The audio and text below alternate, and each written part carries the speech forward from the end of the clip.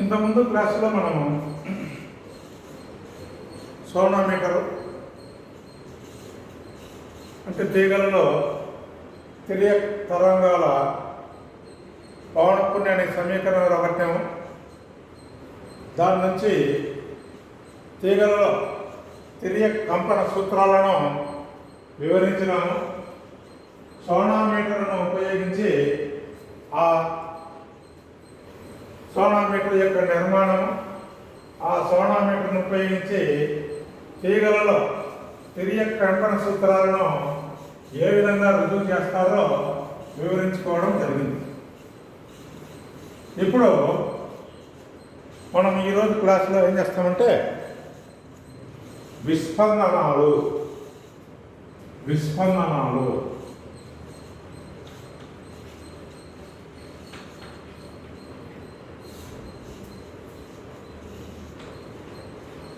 Beats అనే దాని గురించి నేర్చుకున్నాం.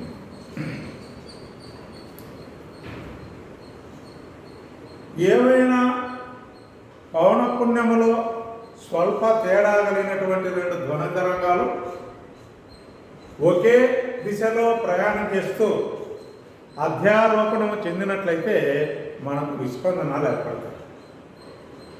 ఇంతకుముందు క్లాసుల్లో మనం ఏం చెప్పినామంటే రెండు ధ్వని తరంగాలు వ్యతిరేక దిశలో ప్రయాణం చేస్తూ అధ్యారోపణం చెందినట్లయితే స్థిర తరంగాలు ఏర్పడతాయి, స్థావర తరంగాలు ఏర్పడతాయి.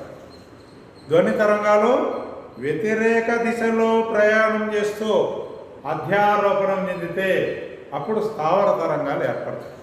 మరి ఒకే దిశలో పోతూ అధ్యారోపణం చెందినట్లయితే కలిసినట్లయితే ఏమి ఏర్పడతాయి? విస్పందనాలు ఏర్పడతాయి. కాబట్టి పౌనఃపున్యములో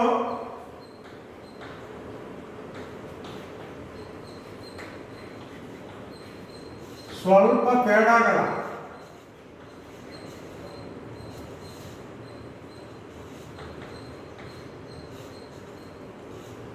రెండు ధ్వని తరంగాలు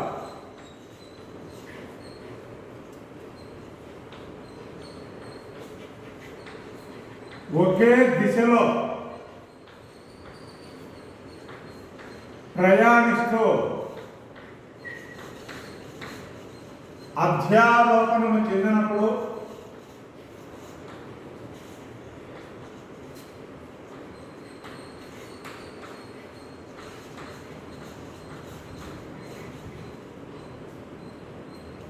ధ్వని తీవ్రత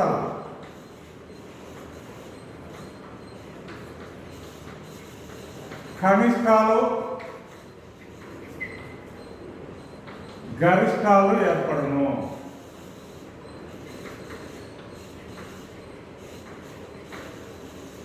ఆ కనిష్టాలు గరిష్టాలనే వీటినే విస్పందనాలు అందరు.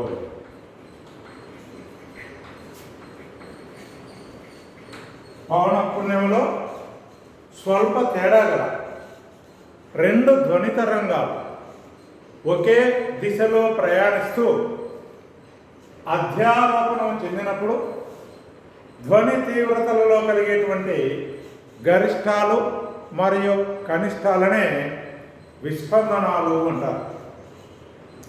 అంటే రెండు ధ్వని తరంగాలు ఒకే దిశలో ప్రయాణం చేస్తాయనుకోండి, అవి రెండు కూడా కలిస్తే రెండు ధ్వని తరంగాలు ఒకే దశలో అధ్యారోపణం చెందితే వాటి మధ్య నిర్మాణాత్మకమైనటువంటి వ్యతికరణం జరుగుతుంది.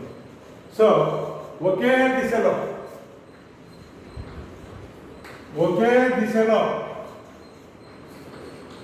ప్రయాణించే రెండు ధ్వని తరంగాలు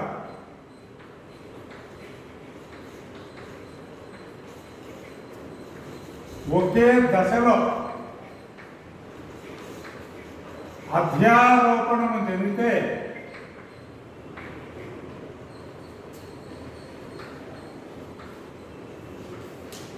ఒకే దశలో అధ్యారోపణం చెందితే వాటి మధ్య నిర్మాణాత్మక వ్యతికరణం జరిగి వాటి మధ్య నిర్మాణాత్మక వ్యతికరణము జరుగును. నిర్మాణాత్మక వ్యతికరణం జరిగితే ఏమవుతుంది? అప్పుడు వాటి కంపన పరిమితి, వాటి ఫలిత కంపన పరిమితి, ఫలిత కంపన పరిమితి గరిష్టమగును. అప్పుడు ఏమవుతుంది? కనుక ధ్వని గరిష్టము ఏర్పడును.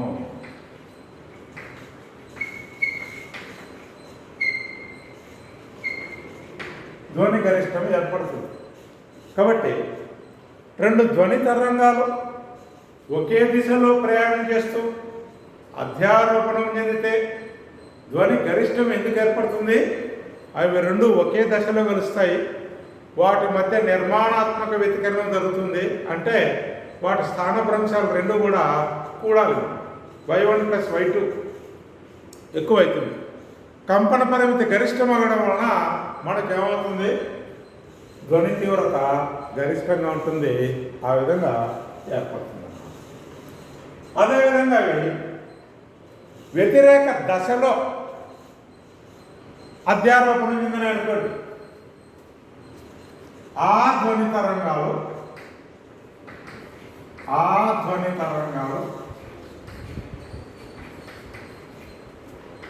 ఏదైనా క్షణం వద్ద వ్యతిరేక దశలో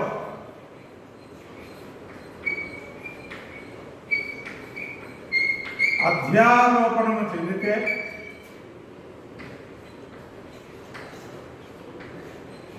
వ్యతిరేక దశలో చెందుతాయి.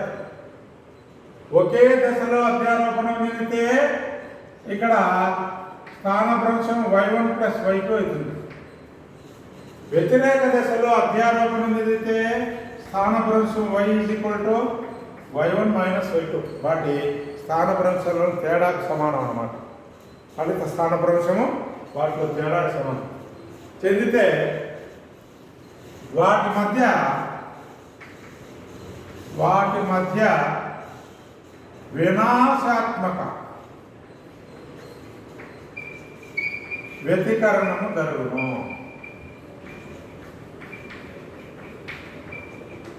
వినాశాత్మక వ్యతికరణం జరుగుతుంది. అప్పుడు వాటి ఫలిత కంపన పరిమితి,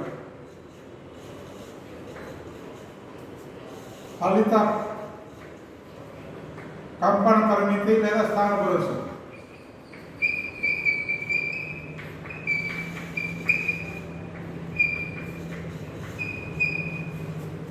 గరిష్టమై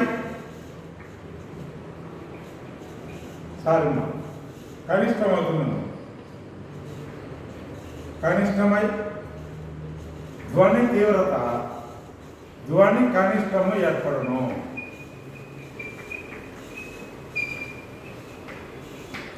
ఈ విధంగా విస్పందనాలలో సమాన కాల వ్యవధులలో గరిష్టాలు మరియు కనిష్టాలు ఏర్పడతాయి.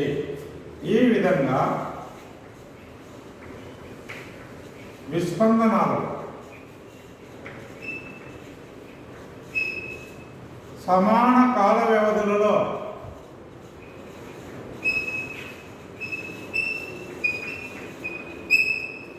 ధ్వని కనిష్టాలు మరియు గరిష్టాలు వరుసగా ఏర్పడును.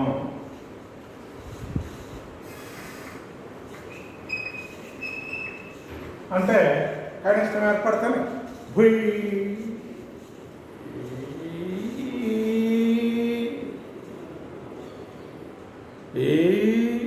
అట్లా శబ్దం పెరగడం తగ్గడం జరుగుతూ ఉంటుంది. ఆ గరిష్టాలనే వాటినే విస్పందనాలు అంటారు.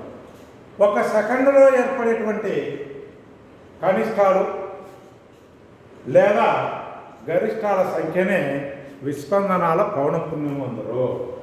ఒక సెకండులో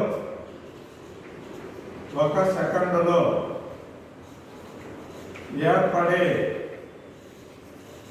ధ్వని గరిష్టాలు లేక కనిష్టాల సంఖ్యను విస్పందన పౌనఃపున్యం అందరు.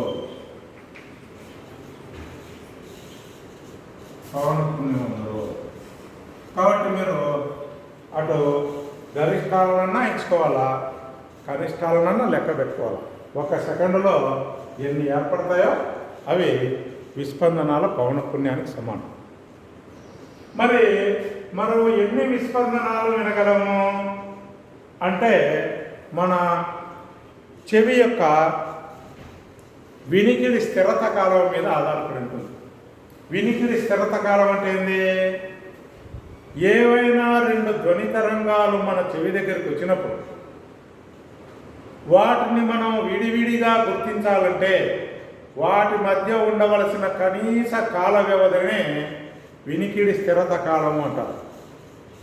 ఏవైనా రెండు ధ్వని తరంగాలను మన చెవి విడివిడిగా గుర్తించాలంటే వాటి మధ్య ఉండవలసిన కనీస కాల వ్యవధినే వినికిడి స్థిరత కాలము అంటారు. కాబట్టి మన వినికిడి స్థిరత కాలం మనిషికి వినికిడి స్థిరత కాలం t = 0.1 సెకండ్. అంటే దాని అర్థం ఏమని? నీవు రెండు ధ్వని తరంగాలను నీ చెవిని చేరేటప్పుడు వాటిని గుర్తించాలంటే 1, 2 దీనికి మధ్యలో ఎంత వ్యవధి ఉండాలా? కనీసం 0.1 సెకండ్ ఉండాలి. వెంటనే వచ్చినాయి అనుకోండి, వాటి మధ్య కాల వ్యవధి 1 సెకండ్ కంటే తక్కువ ఉన్నాయనుకోండి, 0.1 సెకండ్ కంటే తక్కువ, అప్పుడు అలాంటి ధ్వనులను మన చెవి గుర్తించలేదు.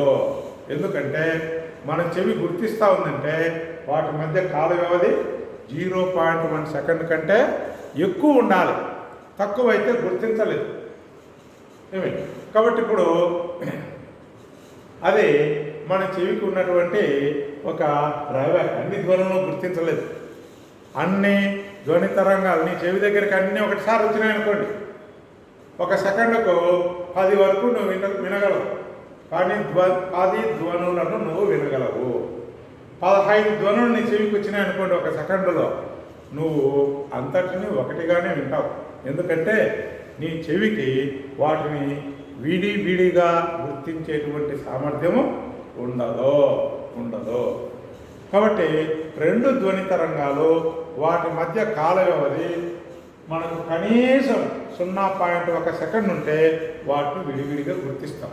ఇంకా ఎక్కువ ఉండొచ్చు, ఎక్కువ ఉంటే ఇంకా స్పష్టంగా వినపడుతుంది. ఇంతకంటే తక్కువైతే మనకు రెండు ధ్వనులను ఒకటిగానే గుర్తిస్తాం అన్నమాట. కాబట్టి నీకు రెండు విస్పందనాలను మనకు విడివిడిగా గుర్తించాలంటే వాటి మధ్య కాల వ్యవధి ఎంత ఉండాలా? కనీసం 0.1 సెకండ్ ఉండాలి. కాబట్టి t = 0.1 సెకండ్. దేర్ఫోర్ 1 సెకండ్లో వినగలిగే లేదా గుర్తించగలిగే విస్పందనాల సంఖ్య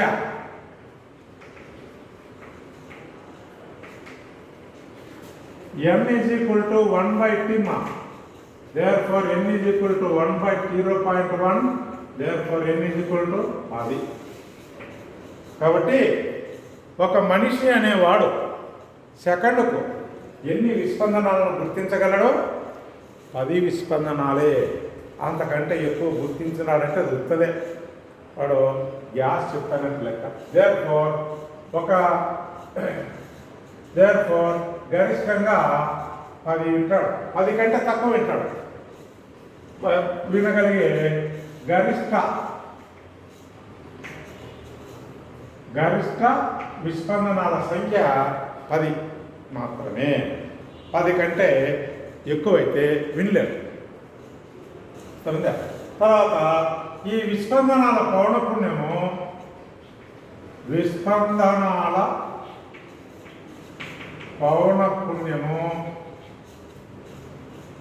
అధ్యారోపణము చెందే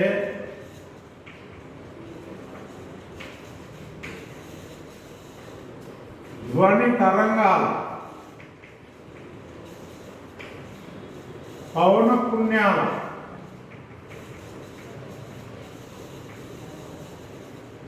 తేడాకు సమానము. అంటే అనగా N1 మరియు N2 పౌనఃపున్యాలు గల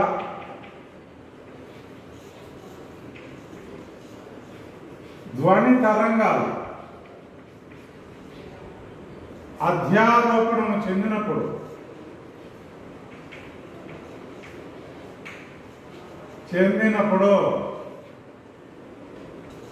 ఏర్పడే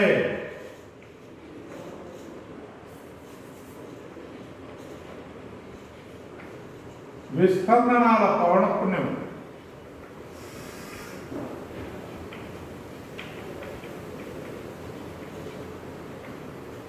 N N1 డిఫరెన్స్ ఇంటూ వాటి తేడాకు సమానం. విస్పందనాల పౌనఃపున్యము అధ్యారోపణము చెందేటువంటి 2 ధ్వని తరంగాల పౌనఃపున్యాలలోని తేడాకు సమానము. వాటిలోని తేడాకు సమానము. కాబట్టి సులభం. ఇప్పుడు y y1 sin ω1t minus kx, ఇంకొకటి y2 ఇది y1 y sin ω2t minus kx. ఈ రెండు కలిసినాయి అనుకోండి. విస్పందనాల పౌనఃపున్యం ఏమవుతుంది? దీంట్లోని తేడా W1 మైనస్ W దానికి సమానం అవుతుంది. ఆ విధంగా మనము విస్పందనాల పౌనఃపున్యాలను కనుక్కోవచ్చు. మరి ఈ విస్పందనాల యొక్క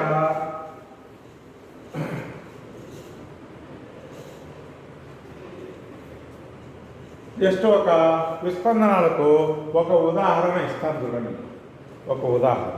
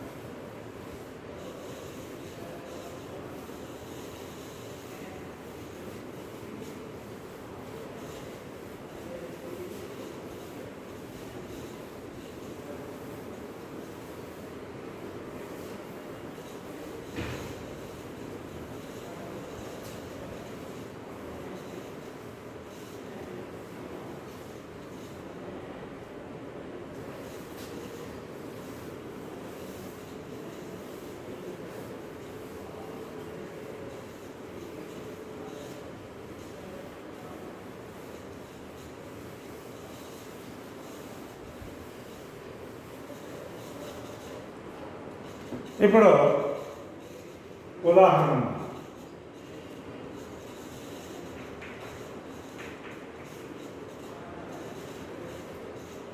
ఒక ధ్వని తరంగము పౌనఃపున్యం N1 102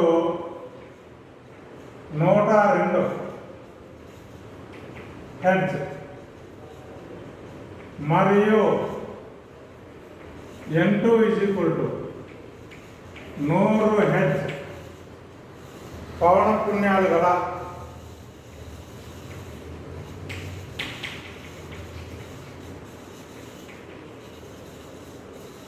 ధ్వని తరంగాలు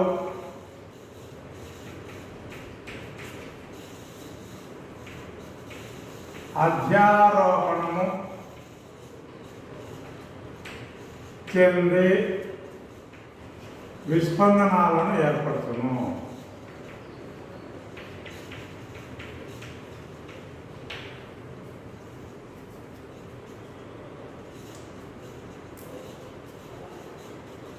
టీ ఈజ్ ఈక్వల్ టు 1/4 సెకండ్లో n1 ఎంత లభిస్తుంది?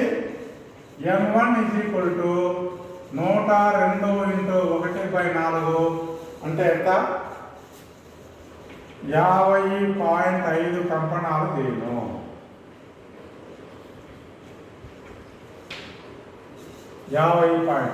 కదా. అదే ఈ 1 సెకండ్లో n2 అయితే n2 is equal to 100 × 1/4 sorry ఇది 1/4 అంటే 25.5 25.0 కంపనాలు చేయను. ఇది చూడండి, ఒక తరంగం 25 చేస్తే ఇంకొకటి 25.5 చేస్తారు. నర ఈ పక్కన భిన్న వస్తే వ్యతిరేక దశలో ఉన్నట్టు లెక్క, ఒకే దశలో ఉండవు. కావున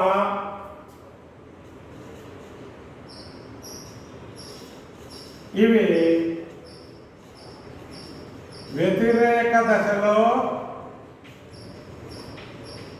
ఉన్నవి కనుక ఏర్పడతాయి? ధ్వని కనిష్టము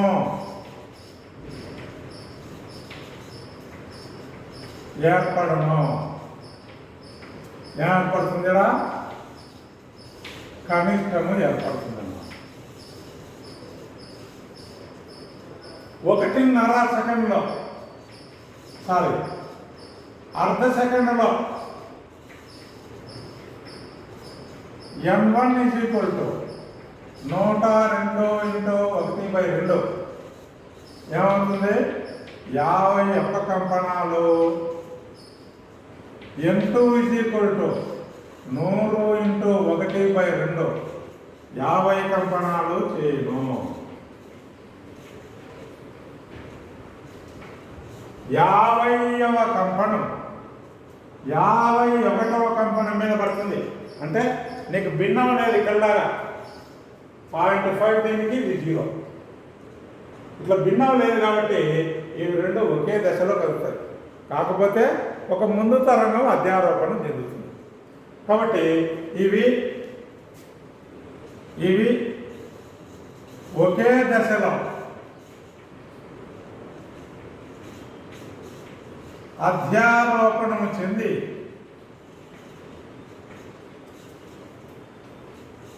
ఒకే దశలో అధ్యారోపణము చెంది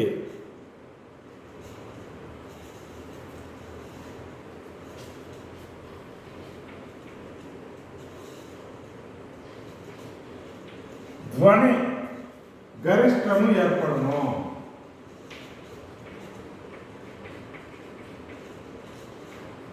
కాబట్టి ఇక్కడ ఏర్పడుతుంది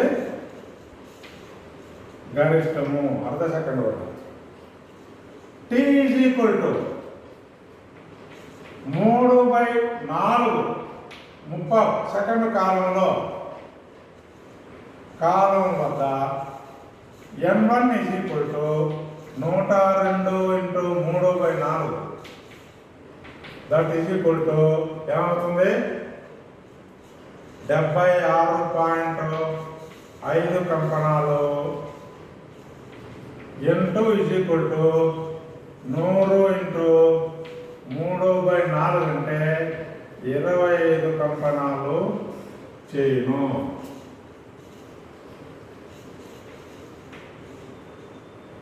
అప్పుడేమవుతాయి? ఇవి చూడండి ఇక్కడ 75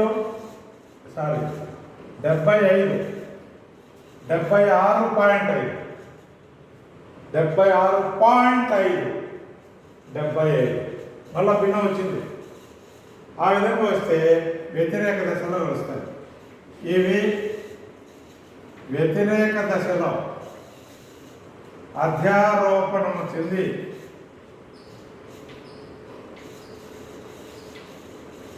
ధ్వని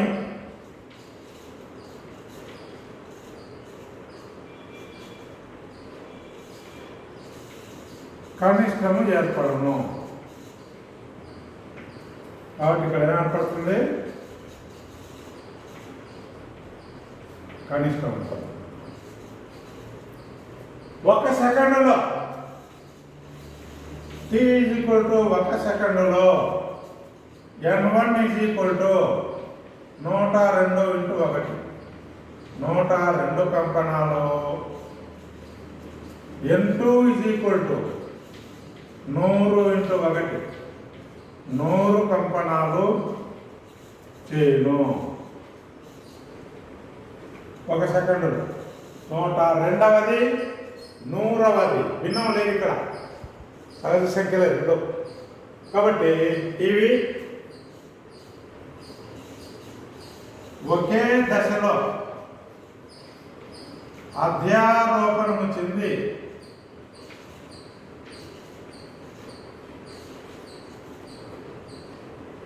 ధ్వని గరిష్టము ఏర్పడను. కాబట్టి ఇక్కడ ఏర్పడుతుంది 1 సెకండ్ వద్ద. కాబట్టి 2 ధ్వని తరంగాలను తీసుకున్నాం.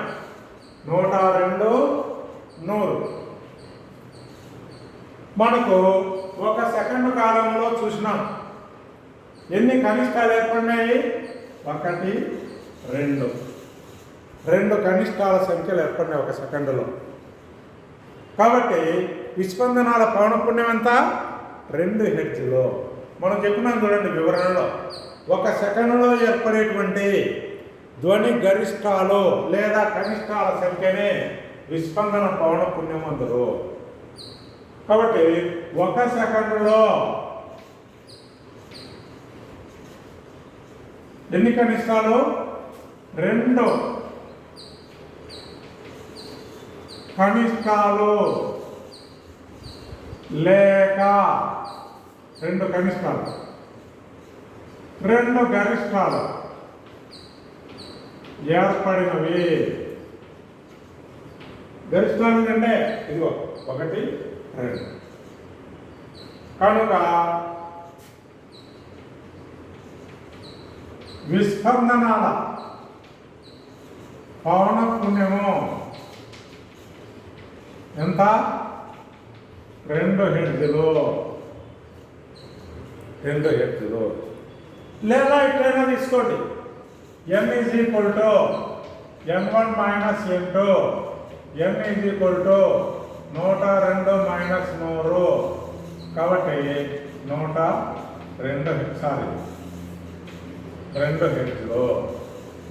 ఆ విధంగా మనం విస్పందనాలకు ఉదాహరణ ఇచ్చుకోవచ్చు, ఉదాహరణ ద్వారా తెలుపుకోవచ్చు అన్నమాట. అదే విస్పందనాలు ఏర్పడేటువంటి విధము, విస్పందనాల పౌనఃపున్యానికి ఇది సమీకరణము, ఇది ఒక ఉదాహరణ. కాబట్టి మనిషి 1 సెకండ్లో ఎన్ని విస్పందనాలు వినగలడో 10 వరకే వినగలడు. ఎందుకో? మన చెవి సెకనుకు 10 మాత్రమే వింటారు, ఎక్కువ శబ్దాలను గుర్తించలేదు.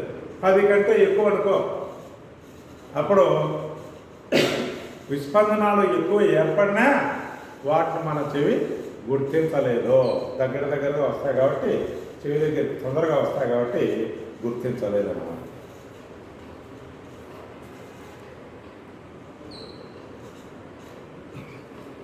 మరి ఈ విస్పందనాల యొక్క ఉపయోగం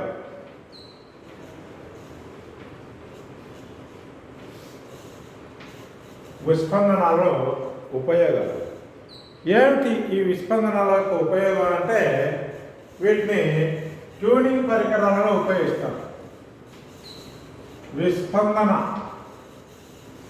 విస్పందనాల ప్రక్రియ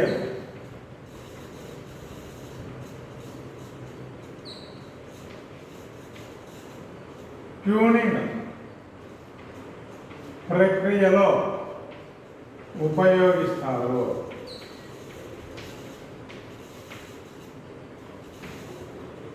రెండవ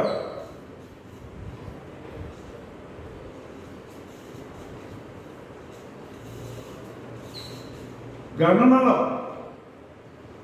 భూగర్భ గనులలో విషవాయువులు గుర్తించటకు ఉపయోగిస్తారు. గనుల లోపల విషవాయువు ఏర్పడింది అనుకోండి, విస్పందనాలు పౌనఃపున్యం మారుతారు. మారడం వలన ఏదైనా విషవాయువు ఏర్పడిందని చెప్పి గుర్తించుకోవచ్చు. అదేవిధంగా తక్కువ పౌనఃపున్యం కలిగినటువంటి డోలకాలను తయారు చేసేదానికి ఉపయోగిస్తారు. తక్కువ పౌనఃపున్యం గల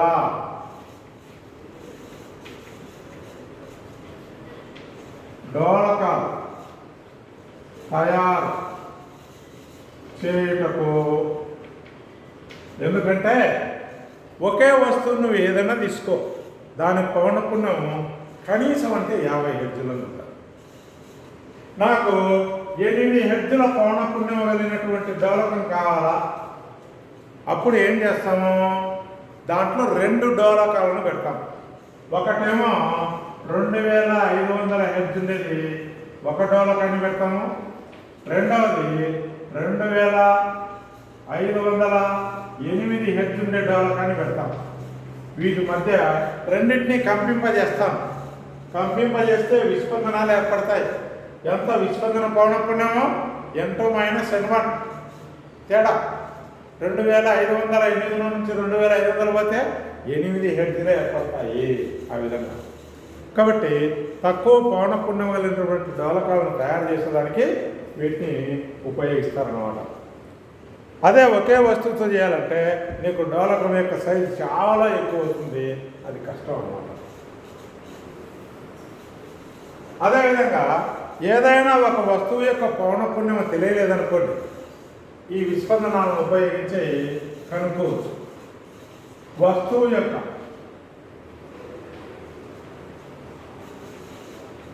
తెలియని పౌనఃపున్యాన్ని కనుగొనుటకు ఉపయోగించరు.